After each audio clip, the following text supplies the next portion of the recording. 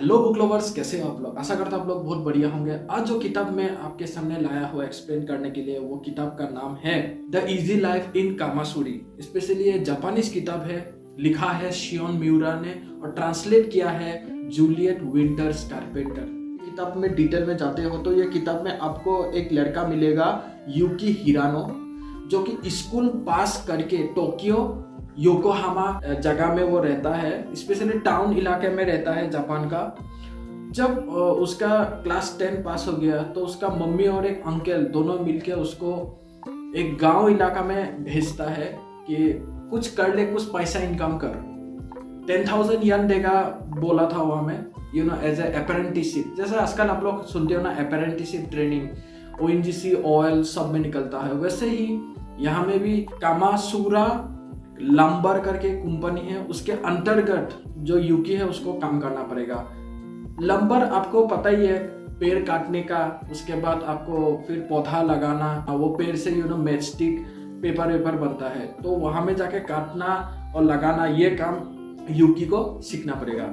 ये काम सीखने का आगे यूकी एक गांव में जाता है, वहां में जाके 1 महीना का ट्रेनिंग लेता है। फिर ट्रेनिंग लेने के बाद यूकी के साथ जितना भी ट्रेनिंग्स लोग आया था उन लोग को अलग अलग जगह में भेजता है। यूको को कामासुरी विलेज में भेजा जाता है। वो एक कामासुरी विलेज, एक डिस्ट्रिक्ट है कामासुरी डिस्ट्रिक्ट, वहां में भेजा जाता है। वहां में जो माउंटेन है माउंट कामासुरी, हमें काम करने के लिए। फिर उसके बाद वहां में पहचान मिलता है, सेंची हो गया, यूको हो गया, ग्रैंडपा शिगे हो गया, ऐसा करके बहुत सारा कैरेक्टर से मुलाकात होता है राइटर का। उसके बाद नाव करके एक लड़की है, उससे प्रेम श्रेम ये तो हो गई है, प्रेम कहानी भी आपको एक एंगल देखने को मिलता है। उसके बाद ओसामा जुमी सेन करके एक फेस्टिवल हमें सेलिब्रेट किया जाता है, 40 साल में एक बार आता है वो फेस्टिवल। तो वो फेस्टिवल का एक थ्रिलिंग एक्सपीरियंस आपको ये किताब में देखने को मिलेगा। जबरदस्त किताब है ये। किताब में आपको ये देखने को मिलेगा पहाड़ी इलाका का जो कल्चर होता है, वहाँ का रहन सहन कैसा होता है, ये किताब में आपको देखने को मिलेगा।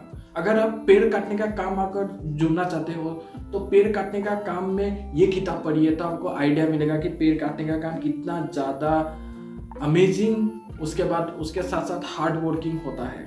उसके बाद आपको ये बुक में कोई भी जगह में, मतलब टाउन से आके विलेज में एडजस्ट करने का जो सफर है, वह कोई भी काम को करने में आपको समय लगता है। यूट्यूब हो या दूसरा फील्ड में ही हो, सब में समय लगता है।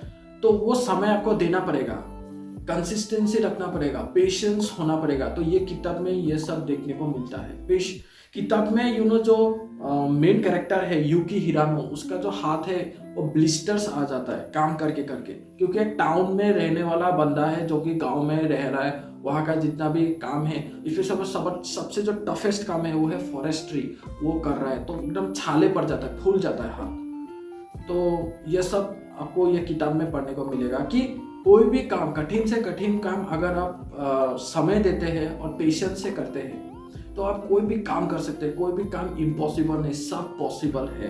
तो ये किताब में आपको ये चीज सीखने को मिलता है। एंड ऐसे ही चलते जाता है, बाद में जाके फेस्टिवल जब आपका एंड होता है ओसामा जुमी सेन करके, उसके बाद नाओ और यूकी का बीच में नजदीकी आता है। उसके बाद ऐसे ही करके एक ओपन एंडिंग आपको देखने को मिलेगा ये किताब का वोकेबुलरी सेक्शन में जाओ तो वोकेबुलरी सेक्शन सही है, मतलब इतना हार्ड भी नहीं है, इतना इजी भी नहीं है, मिड आप रख सकते हो। मतलब 15 से 25 बार आपको डिक्शनरी खोलने का, तो आपको डिक्शनरी खोलना पड़ेगा डेफिनेटली, क्योंकि बहुत सारा वर्ड है आपको समझ में नहीं आएगा। अगर आपका कौन सा कैटेगरी सीनियर्स लोग के लिए अच्छा है या इंटरमीडिएट है एडवांस, तो मैं बोलूँगा बिगिनर्स लोग के लिए अच्छा है। सब लोग के लिए अच्छा है, पर बिगिनर्स लोग भी पढ़ सकते हैं ये किताब को, क्योंकि ये किताब टोटल 209 पेजेस का है। 200 पेजेस का जितना भी किताब है वो बिगिनर्स लोग के लिए जबरदस्त है। और यहाँ में बहुत चीज सीखने को भी मिलता है, एक संघर्ष देखने को मिलता है ये किताब में। तो डेफिनेटली बिगिनर्स लोग भी यही था